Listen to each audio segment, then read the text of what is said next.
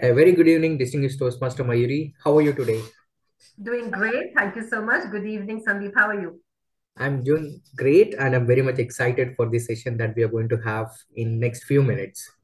So, distinguished Mayuri, thank you so much for your past session on how to collect speech ideas. What can be a speech idea and how a new Toastmaster or a new member in Toastmaster can pick up various speech ideas within his circle or within the environment he is in. That's so wonderfully done. And we have got a great response from the new members saying that it was very easy to pick up a topic. But, however, as we ended on that note, we need to also answer the members how to structure our speech or how to put our thought or put our idea in a well note, even if it is. Good evening, distinguished Toastmaster Mayuri. How are you today? I'm doing well, Sandeep. How are you? I'm doing great and I'm very much excited for this session that we are going to have in few minutes. So this thing is Toastmaster Mayuri. Last time you have enlightened us about what can be speech idea. And you have rightly answered the queries the new member in Toastmaster has. And we got many responses saying that the members are now able to pick the speech ideas from the environment or the circle they are in. I'm happy to hear that. Thank you so much, Mayuri. But now I request you to help how a new member or any Toastmaster can put that speech idea into a well-structured speech. All right. As we all know, it is just not enough to have a speech idea in your mind, but that needs to be well drafted and presented too to add value to the speaker or presenter and also make the audience engaged to the speech idea that you're presenting. Absolutely. So this evening and today, I would like to request you to throw some light on how to structure a prepared speech. All right. So I hope you can see the screen. Is that okay? Yes? Yes, Mayuri. Perfect. Great. Thank you so much, Toastmaster Sandeep, for that very nice positive evaluation we received from the previous session. So yes, this time let us learn how to structurize a speech. So we are still talking about members who have recently joined Toastmasters or who are still learning the art of structuring a speech. So we always talk about introduction, body, conclusion. Even the evaluators use these words. But we need to know how can we have a very impactful beginning, even a conclusion that remains in the mind towards the end, even after the speaker has left the stage. So let's talk about all these aspects in this session today. As Ralph Emerson said, speech is power. Speech is to persuade, to convert, to compel. And there are so many different kinds of speeches. I will not go into the details of all of them because I'm sure your projects in your different paths that you have taken already have certain of these elements. What are the different types of speeches that you will come across in your projects? Now, when we choose a topic, this is something that we covered in the last one as well. There are topics that you already know about. There are topics that you like a lot and you love them a lot. Maybe you don't know as much about them. And then there are topics that your audience will connect well with. In the middle of all of this is your speech topic, the ones that we discussed in the previous session too. That's where you will find the topics close to you, what you like, what your audience will also like, and you know a little bit about that subject. And there you have a speech topic. Sources can be many, but broadly you can have personal experiences, which is very easy for us because we've Yes. lived them. So our interests, our career, our family, our neighborhood, the school we went to, the college we went to, all of that can be personal experiences. At the same time, today we have a wealth of information lying for us on, for as far as reference materials is concerned. On the internet, there are books, there are magazines, there are newspapers, in the television. You have lots of sources for you to help you structurize and write your speech. So when you get an idea, write it down. Now, this is something that I will very strongly ask everybody to do. When you are sitting down with friends, let's say, and you are conversing with them, there's a dialogue happening, and someone says something. Suddenly your brain works and you say, this is a nice idea. I'll write it down in my speech next time. Please write it down then and there. Use your cell phone, use notes, and jot it down, those two words. Otherwise, it will go away from your mind very quickly. So I have on my cell phone certain speech ideas. I also have on my laptop, there is a file called topics for speech. So whenever I want to write a speech, I open it and say, all right, yes, I remember this now. And then I build around it. So yes, when you have an idea, write it down immediately. Do not. One point I would like to add, Yeah, Mayuri, here. So if you miss to write it down, I believe you're missing an opportunity to inspire. absolutely. Thank you so much for bringing Yeah, that. because something that touched you and your brain said, that's a nice idea, then write it down. Otherwise, you'll forget it by the time you go back home. You think of opening your laptop, you think of writing it down, it's gone. So whenever you feel that this is a nice speech idea, write it down. Now, when we want to talk of a speech idea, we must always keep in mind the person or the people who are going to be listening, that is the audience. It's important to know how many people are there, what background they come from, what age bracket they come from. What about the subject? Is it a familiar subject, something to do with social? Normally, everybody goes through social causes, or is it same kind of interests? For instance, if you have a corporate club, all the members come from the same, generally same Yes, background, education background is same, work environment is same. Then your audience is also largely of the same background. Now you have to remember the slide when we said audience interest is important. Your own interest over the subject is also important. I agree. Then these are things that you must keep in mind when you are narrowing down your selection of the subject. Now, let's go to other occasions. For instance, there is a theme happening in December. We are currently in the month of December. For instance, it could be New Year's, it could be Christmas, it could be anything else that you have. So there is a theme. Also, are you invited to deliver a speech on a specific occasion? For instance, these days we have keynote speakers who are coming, or we have members who deliver speeches at a demo meeting. Now, if it's a demo meeting, which means the subject that you will talk about should be very basic so that a would-be Toastmaster also finds it very relatable and say, yeah, this is easy, I can do it. But if you come forward with a speech of really very high, lots of information, it's going to intimidate the new would-be Toastmaster. So we have Agree. to be sure of what do we want to talk about, because what is the occasion demanding? That is very important. So ask yourself this last question. What will happen once I've finished delivering my speech? I wish to motivate people. I wish to inform people. I wish to inspire people to become Toastmasters. What is the setting and the context? That is very important. Also, know your own abilities. We all have different abilities. Our interests are different. Our enthusiasm is different. Our knowledge over the subject is different. Are you a strong authority on the subject? It's not necessary that you have to be, but then if you do not have enough knowledge, then please make sure that you read up a lot about it, so that in the eventuality that people want to discuss even after the speech, you don't come out as, oh, it was just a speech and I've forgotten about it completely. No, let us learn a little bit more in the process of writing our speeches. Be very specific. We just have 5 to 7 minutes. Please get to the point. In 5 to 7 minutes, you have to be specific, but then also remember the subject that you're talking about. Is 5 minutes enough for it or not? If it is not, then don't take that subject, or maybe modify it, edit it, because you don't have more than 5 to 7 minutes normally on an average, right? And if there are sub points, do you think you want to remove those sub points because it will then fit into your time frame? What can you remove? You have to ask yourself these questions. Remember that a beginning is very, very crucial for a successful speech. So you have to have the attention of the audience when you introduce the topic. Build a rapport, connect with the audience. And this is the first 5 to 10% of the entire speech time. So that's Yes. where we say 10 seconds. If you've got me addicted to the beginning, then I'm hooked. The Yes. first 10-15 seconds is important, because then I'm hooked and I want to listen to you more. That's very Agree. important. So what can be possible techniques? Tell them what you're going to tell them as a very straightforward way. Yes. Today I'm going to talk about.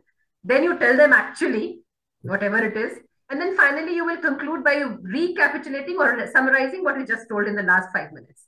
So essentially, a speech should have these 3 things: an opening, a body, and a conclusion, right? Now, opening can be of various kinds. We have very strong statements, for instance, that suddenly stun you. What did he just say? For instance, more Americans die each year by smoking than were killed in the battle during the World War II. And I would say, oh, really? And that's a beginning. Before I say even thank you, Toastmaster of the Day, thank you, contest chair, even before saying that, We make a startling statement that catches the attention. That's an opening technique. We can also have certain other statements that arouse the curiosity, and we would want to listen more. What's coming next? We also have a very classic way of a story, a personal story. Like we said, Yes. personal connects matter a lot. So you begin by telling us what happened when you were young. That's an opening. And ask a rhetorical question, which you will really not have too many answers. But then, do you know what to do if your child begins to choke? And then you give a pause. And there you have it, because people will want to know what to do. So these Yes. are all your opening techniques, of course. You can begin with the quotation, which is really very popular. Famous people, famous quotes, proverbs as well. But remember that it should be pertinent to the subject Subject. that you are going to talk about. All right. And also, if you want, you can begin to dramatize that point. But then remember, over dramatizing also can be very detrimental to your beginning. We don't want to put off the audience and the attention. So we want the attention, in fact. So you can amuse the audience, but remember there's a very fine line between amusement and then dramatizing it and over dramatizing anything, right? Humor is good, but how much of humor? Because at Toastmasters, we are learning to be public speakers. We are not learning to be stand-up comedians with one-liners in our speeches. So our speeches are 5 to 7 minutes. There is humor in them, but nonetheless, there is a structure to that speech. And towards the end, when the speaker goes away, I should still remember that something was really nice in the speech, something that touches me, hopefully, right? So that is other techniques that I will say that you can use to begin your speech. A demonstration. Audience participation is again something that we can do. Ask the audience certain questions, but then when you ask them for a question, please wait for an answer. Don't just begin a question and then carry on with your statement, because you are ready, your 5 minutes are going to be up. So it's very important to remember that if you're asking questions, and if it is one or is it many, you must also keep that much time for audience to answer and respond. This is very critical when you are including questions in your speech. Let's come to the next one. Openings to avoid. This I was talking just a couple of days ago. Some people come and say, I'm sorry, I never had any time to make the speech, so I'll just deliver. Please avoid this. Do not say, I spent the last so many days or hours spent preparing for the subject. Don't tell us that you were delayed. Don't tell us how much time you spent on writing the speech. No, not at all. Let's come to the main body of the speech now. You have 5 to 7 minutes. Out of that, approximately 1 minute is already gone in the introduction. Now here we say, we cannot put too much information, because that would leave the audience a little perplexed. That what was he trying to say? They were like too much information. Normally we assume it is 3, but it's not as mandatory as such 3 or 4. Most importantly, like we said in the previous session as well, there should be a fact or a statement, and you build your entire speech around that. So you must have supporting material around it. That material doesn't have to be like resources. What I'm trying to say is that idea that you wish to share, there should be a statement, some kind of facts around it, your personal experience around it, your an anecdote around it, or something you read about it around it. Remember, you can't go beyond 25% also of quoted material. And when you do quote material, remember to give due credit to whoever the person is.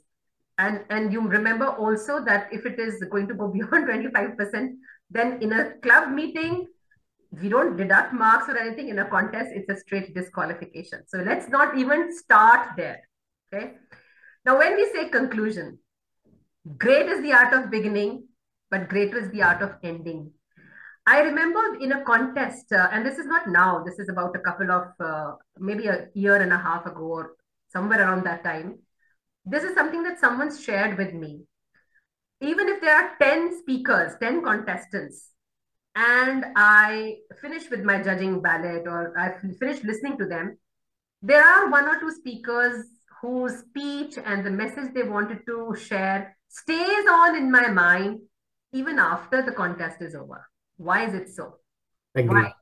Because they made that effort, that this message that they were working on, which is very close to their heart, and they built a story around it.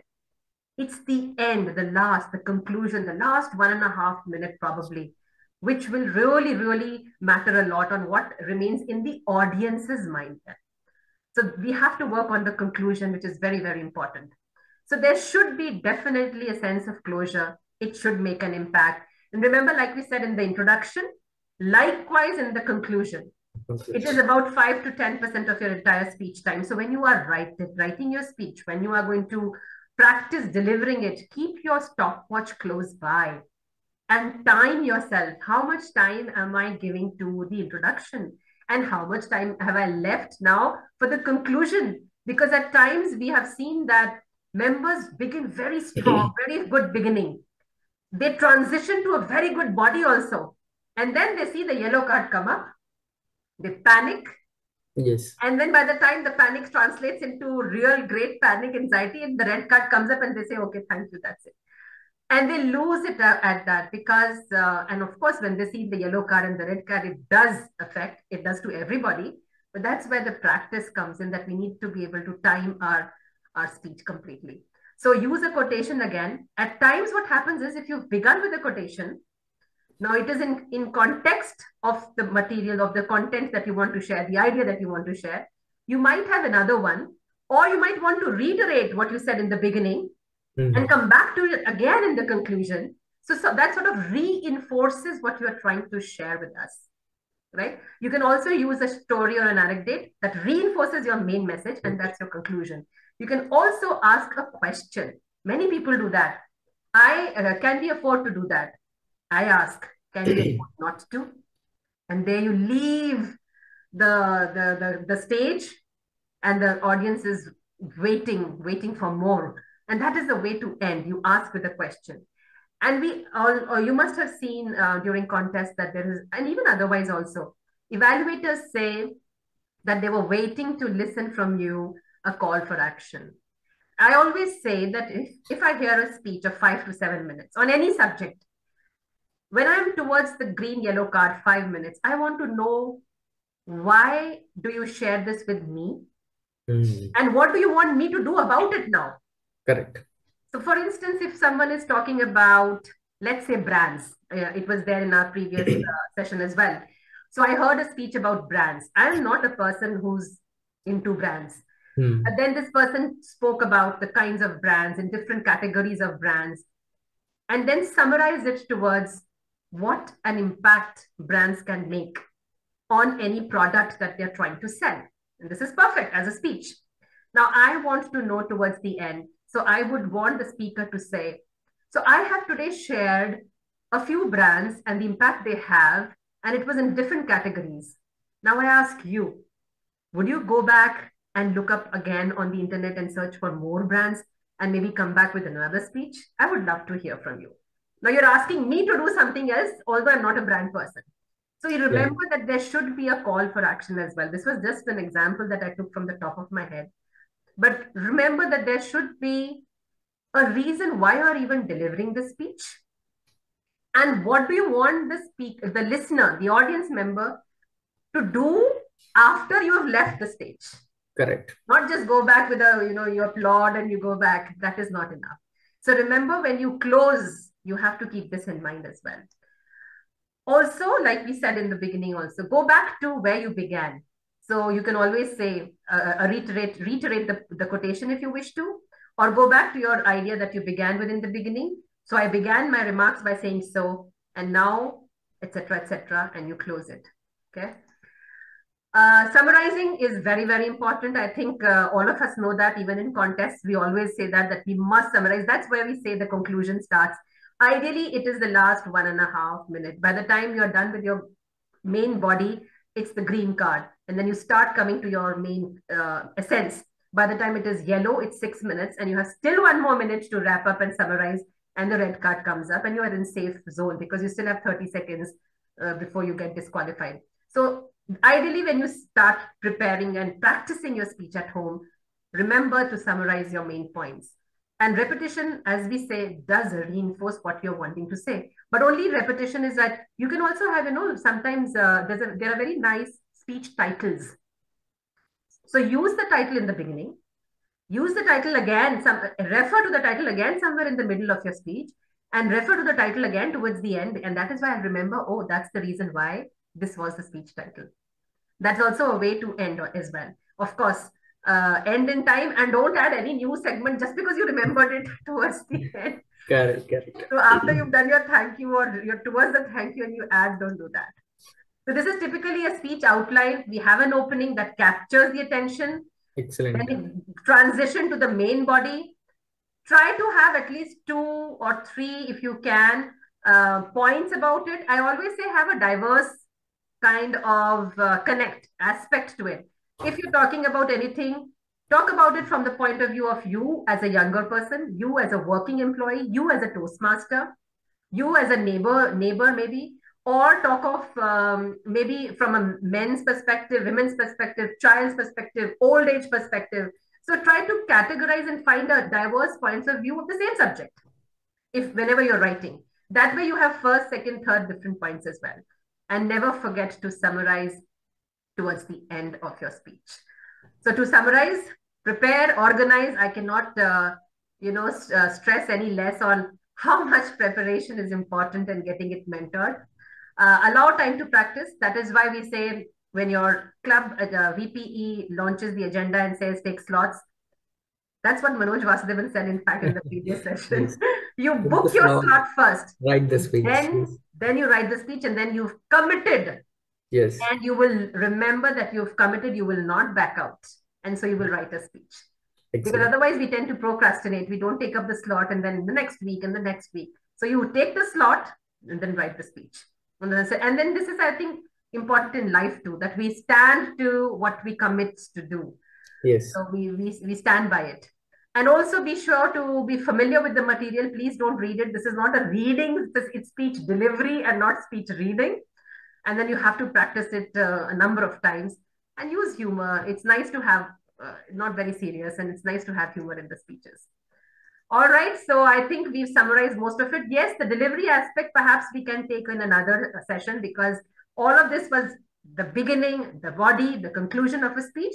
But then there's also a whole lot about delivery. How do we deliver? Standing, eye contact, voice. That we can take up in another presentation, perhaps. All right. Okay.